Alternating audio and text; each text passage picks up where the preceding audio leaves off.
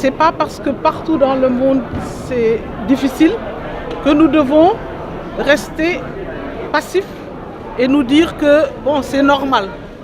Parce que la vie humaine n'a pas de prix.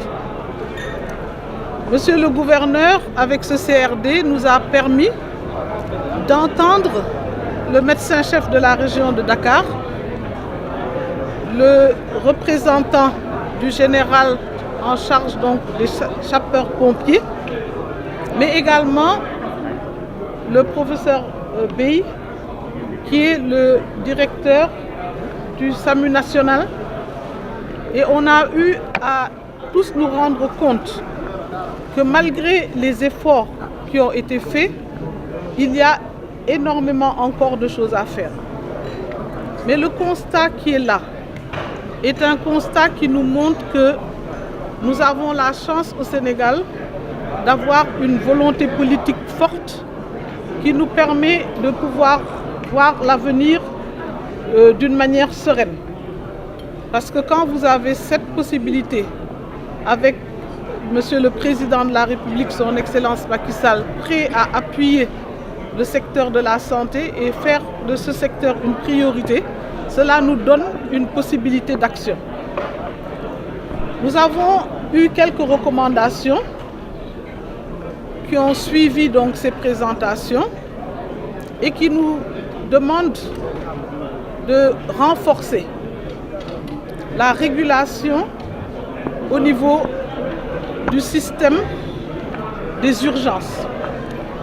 Il y a une régulation qui se fait et qui va être renforcée par le SAMU national en collaboration avec la Brigade nationale des sapeurs-pompiers.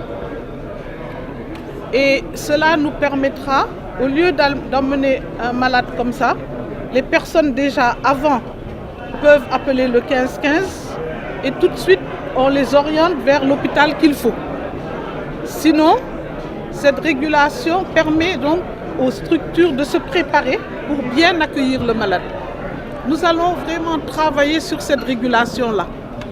Mais cela n'empêche pas que dans les structures, que ce soit au niveau des hôpitaux, où nous sommes en train de mettre partout des services d'accueil et d'urgence, que ces services-là augmentent leur capacité. Parce que ce que nous avons remarqué, c'est que quand les sapeurs-pompiers ou le SAMU dépose un malade ou veut déposer un malade, il est parfois courant de voir qu'il n'y a pas assez de capacité. Et donc, quand les lits sont pleins, vous ne pouvez rien faire. Et c'est ça qui entraîne que les malades vont d'une structure à une autre, parce qu'il n'y a pas complètement la régulation qu'on voudrait, mais également il n'y a pas une capacité suffisante avec des lits médicalisés qui permettent de prendre les urgences. Donc ça, c'est un renforcement qui est en cours parce que nous avons renforcé le financement des infrastructures sanitaires pour qu'il y ait des services d'accueil et d'urgence qui ne soient pas là que de nom, mais qui aient aussi l'équipement qu'il faut. Nous sommes aussi en train de décentraliser et avoir des unités d'accueil et d'urgence au niveau aussi des centres de santé. Donc à Baudouin, à Philippe Maguilène, à Guédiawaye, à Rufisque. Ça va permettre de désengorger les hôpitaux. Au lieu d'envoyer tout le monde à Dakar, au CTO ou ailleurs, les centres de santé vont pouvoir avoir la capacité de le faire. Mais cela va être normalement suivi ou même précédé par une augmentation des ressources humaines. Vous savez que Monsieur le Président de la République a encore permis qu'on recrute 1000 agents cette année. Mais la région de Dakar n'a jamais été vraiment pourvue parce qu'on avait préféré renforcer les régions périphériques. Ce qui est en train d'être fait. Donc aujourd'hui, Dakar peut prétendre à avoir aussi du personnel. Ce qui fait que médecins, infirmiers, sages-femmes, spécialistes comme des urgentistes et autres pourront être. Et pour les malades mentaux, vous avez ici interrogé même le directeur de l'hôpital de Thiaroye, parce que c'est vrai qu'en général, c'est à Thiaroye qu'on amène les malades. Et là aussi, il y a un problème.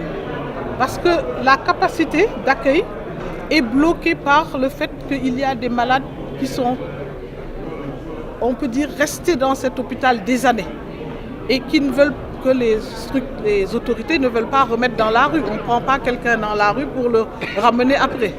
Et donc, il reste très peu de lits pour les urgences qui arrivent. Mais il y a, dans le cadre du financement du projet d'établissement de l'hôpital de Thiaroye, la possibilité aujourd'hui, et les constructions sont en cours et certains appels d'offres, d'augmenter cette capacité-là. Donc l'hôpital de Thiaroye aussi pourra avoir cela, mais en plus avoir d'autres spécialités. Parce que souvent ce que nous voyons, c'est que quand il y a un malade mental, les autres structures en cardiologie ou autres les prennent difficilement parce qu'il faut quand même un minimum de surveillance, de contrôle que souvent ces malades n'ont pas. Donc la nécessité aussi d'avoir sur place à Thiaroye d'autres spécialités qui pourront prendre en charge ces malades qui peuvent être diabétiques, qui peuvent être hypertendus, qui peuvent avoir toute autre maladie. Donc voilà un peu ce que nous avons dit. Nous allons aussi augmenter la logistique pour les sapeurs-pompiers, pour le SAMU, pour les hôpitaux, pour les structures de santé. Et ça nous permettra vraiment de pouvoir rendre les services de qualité aux populations de notre pays.